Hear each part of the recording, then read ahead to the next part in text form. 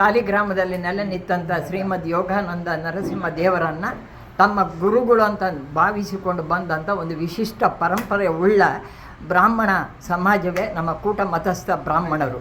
ಇವರ ಸಂಘಟನೆಯನ್ನು ಮಾಡಬೇಕನ್ನುವಂಥ ನಮ್ಮ ಹಿರಿಯರ ಪರಿಕಲ್ಪನೆಯಲ್ಲಿ 1921ರಲ್ಲಿ ಪ್ರಾರಂಭ ಆಗಿತ್ತು.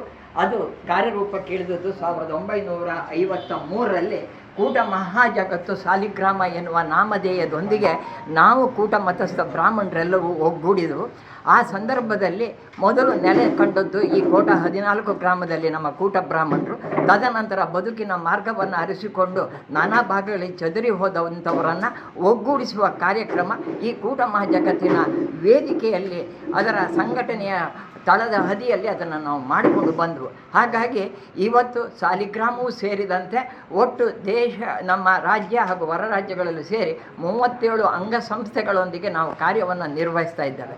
ಈ ಪ್ರತಿ ಬಾರಿಯೂ ಕೂಡ ಇದೊಂದು ವ್ಯವಸ್ಥಿತವಾಗಿ ಪ್ರಜಾಪ್ರಭುತ್ವದ ಮಾದರಿಯಲ್ಲಿ ನಮ್ಮ ಸಂಸ್ಥೆ ನಡೆದುಕೊಂಡು ಬರ್ತಾ ಇದೆ. ಪ್ರತಿ ವರ್ಷ ವಾರ್ಷಿಕ ಮಹಾಸಭೆಯನ್ನು ಸಂಘಟಿಸ್ತಾ ಬಂದಿದ್ದೇವೆ. ಈ ವಾರ್ಷಿಕ ಮಹಾಸಭೆಯನ್ನು ಬೇರೆ ಬೇರೆ ಕಡೆಗಳಲ್ಲಿ ಬೇರೆ ಬೇರೆ ಅಂಗಸಂಸ್ಥೆಗಳ ಪ್ರಾಯೋಜಕತ್ವದಲ್ಲಿ ಆಗುವಾಗ ಅಲ್ಲೊಂದು ಮಹಾ ಅಧಿವೇಶನದ ಪರಿಕಲ್ಪನೆಯನ್ನು ಮೂಡಿಸಿಕೊಟ್ಟಿದ್ದು ಅದು ನಮ್ಮೆಲ್ಲ ಸಮಾಜ ಬಾಂಧವರನ್ನು ಒಗ್ಗೂಡಿಸಲಿಕ್ಕೆ ನೆರವಾಗಿತ್ತು.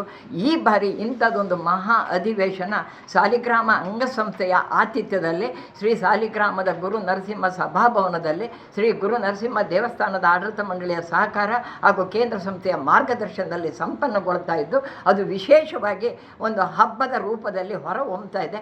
ಈ ಉದ್ದೇಶಿತ ನಮ್ಮ ಮಹಾ ಅಧಿವೇಶನದ ಕಾರ್ಯಕ್ರಮವನ್ನು ಬೆಳಿಗ್ಗೆ ದೇವರಲ್ಲಿ ಒಂದು ಧಾರ್ಮಿಕ ಕಾರ್ಯಕ್ರಮದೊಂದಿಗೆ ಅದರ ನರಸಿಂಹ ಹೋಮವನ್ನು ಮಾಡಿಸಿ ಆ ನಂತರ ಶ್ರೀ ದೇವರಲ್ಲಿ ಪ್ರಾರ್ಥನೆಯನ್ನು ಸಲ್ಲಿಸಿ ಎಲ್ಲ ಸಮಾಜ ಬಾಂಧವರೊಂದಿಗೆ ವೇದ ಮೂರ್ತಿಗಳನ್ನು ಮುಂದಿಟ್ಟುಕೊಂಡು ಮಹಿಳೆಯರ ಪೂರ್ಣಕುಂಭ ಕಲಶದೊಂದಿಗೆ ನಾವು ಒಂದು ಶೋಭಾಯಾತ್ರೆಯನ್ನು ಶ್ರೀ ಗುರು ನರಸಿಂಹ ದೇವಸ್ಥಾನದಿಂದ ಸಾಲಿಗ್ರಾಮದ ಪೇಟೆಯಲ್ಲಿ ಪ್ರಮುಖ ಮಾರ್ಗದಲ್ಲಿ ಸಾಗಿ ಸಭಾಭವನಕ್ಕೆ ಬರುವಂಥದ್ದನ್ನು ಹಾಕ್ಕೊಂಡಿದ್ದೇವೆ. ತದನಂತರದ ಉಪಹಾರದ ವ್ಯವಸ್ಥೆ ಇರ್ತದೆ. ಆಮೇಲೆ ಮಹಾ ಅಧಿವೇಶನ ಸಂಪನ್ನಗೊಳ್ತದೆ. ಮಹಾ ಅಧಿವೇಶನ ಮುಗಿದ ಕೂಡಲೇ ಬಂದಂಥ ಎಲ್ಲ ಬಾಂಧವರಿಗೂ ಕೂಡ ಊಟದ ವ್ಯವಸ್ಥೆ ಇದೆ. ಊಟದ ನಂತರ ಸಾಂಸ್ಕೃತಿಕ ಕಾರ್ಯಕ್ರಮವನ್ನು ಒಂದು ಸಾಂಸ್ಕೃತಿಕ ಹಬ್ಬ ಕೂಡ ಆ ಪ್ರಧಾನ ವೇದಿಕೆಯಲ್ಲಿ ಸಂಪನ್ನಗೊಳ್ಳಿಕ್ಕಿದೆ.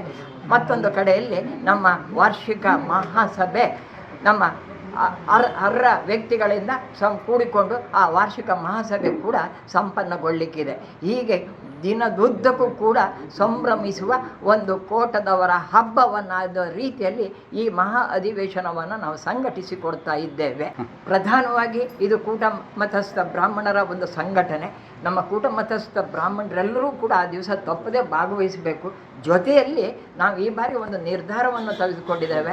ಯಾಕಂದರೆ ಇದೊಂದು ಎಲ್ಲ ಬ್ರಾಹ್ಮಣ ಸಮುದಾಯದವರನ್ನು ಒಗ್ಗೂಡಿಸಿಕೊಂಡು ಒಂದು ಬ್ರಾಹ್ಮಣ ಸಮ್ಮೇಳನ ರೀತಿಯಲ್ಲಿ ಸಂಘಟಿಸುವ ಆಶಯವನ್ನು ನಾವು ಇಟ್ಕೊಂಡಿದ್ದೇವೆ. ಹಾಗಾಗಿ ಬ್ರಾಹ್ಮಣ ಸಮಾಜದ ಎಲ್ಲ ಬಂಧುಗಳು ಕೂಡ ಇದರಲ್ಲಿ ಸಕ್ರಿಯವಾಗಿ ಪಾಲ್ಗೊಳ್ಳಬೇಕು ಅಂತ ನಾವು ವಿನಂತಿಸಿಕೊಂಡಿದ್ದೇವೆ.